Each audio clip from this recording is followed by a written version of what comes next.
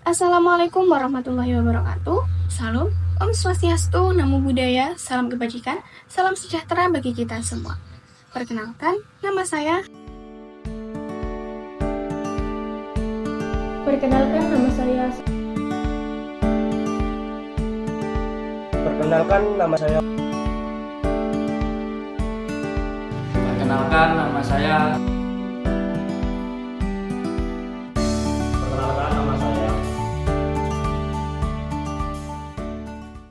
Ideologi merupakan sesuatu yang digunakan sebagai pandangan hidup dan juga petunjuk arah bagi setiap aspek kehidupan bermasyarakat, berbangsa, dan juga bernegara. Sebagai sebuah negara, ideologi di Mesir pernah mengalami perubahan, tergantung siapa pemimpin yang berkuasa. Pada masa-masa awal terbentuknya Mesir menjadi republik, Mesir pernah menganut ideologi sosialisme. Namun, seiring dengan perkembangan zaman dan suksesi kepemimpinan, Mesir beralih dari ideologi sosialisme dan menganut ideologi liberalisme. Liberalisme berasal dari kata liberal yang berarti bebas, tanpa ada kekangan dari pihak manapun, baik negara maupun pemimpinnya. Era liberal yang berlangsung antara tahun 1923 dan 1952 menampilkan sistem politik yang berjadikan konstitusionalisme gaya barat dan pemerintahan parlementer. Muhammad Abduh, seorang ahli hukum Islam di Mesir, cendekiawan agama dan reformis liberal, berpendapat bahwa umat Islam tidak bisa hanya mengandalkan interpretasi dari ulama abad pertengahan saja. Mereka harus menggunakan akal untuk mengikuti perkembangan perubahan zaman. Abduh percaya bahwasanya Islam mendorong manusia untuk meninggalkan dunia nenek moyang mereka, dan bahwasanya Islam menegur peniruan tradisi yang berlebihan. Beliau berpendapat bahwa dua harta terbesar yang dianugerahkan kepada manusia adalah kebebasan berpikir dan kebebasan berpendapat. Ahmad Lutfi Al-Said adalah seorang liberal dan percaya pada kesetaraan dan hak bagi semua orang. Kontribusi Lutfi kepada Mesir dalam gagasan dan gerakan intelektual mendefinisikan ulang sejarah Mesir. Ia dianggap sebagai salah satu pejabat Mesir pertama yang memperkenalkan karya dan bacaan milik kepada masyarakat Arab secara umum, sehingga mereka dapat mendidik diri mereka sendiri tentang konsep liberalisme.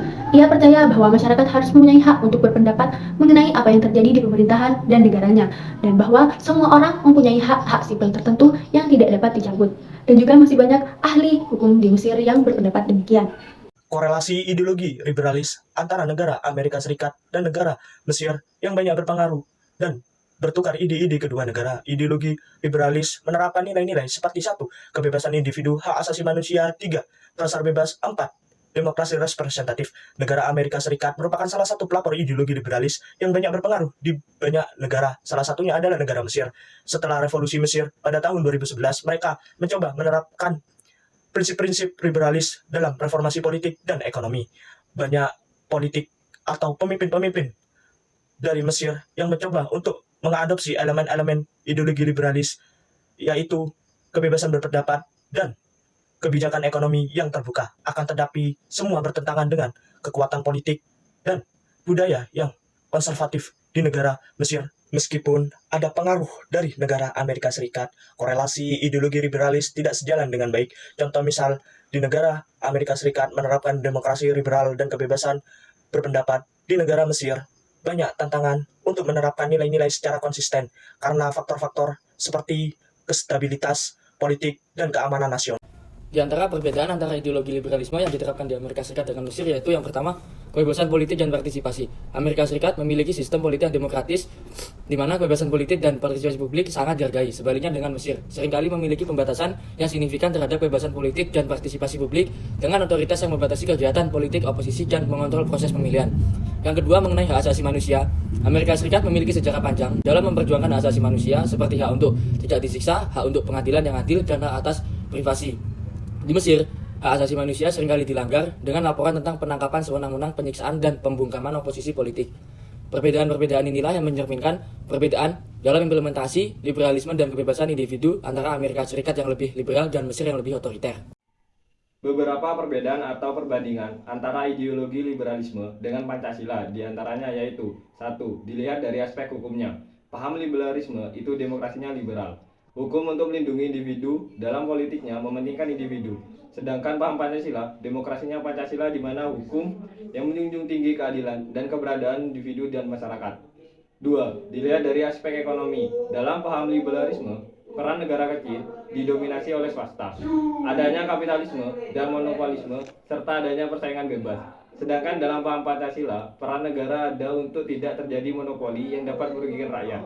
3. Dilihat dari aspek agama. Dalam aspek liberalisme, agamanya menjadi urusan pribadi, bebas beragama, dan memilih agama, ataupun tidak beragama. Sedangkan dalam paham Pancasila, bebas memilih salah satu agama, serta agama harus menjiwai dalam kehidupan bermasyarakat, berbangsa, dan bernegara.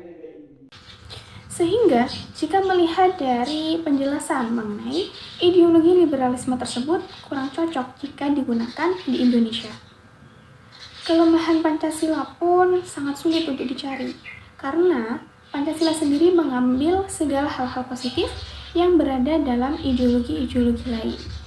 Untuk bangsa Indonesia, Pancasila memang sudah tepat jika dijadikan sebagai ideologi bangsa.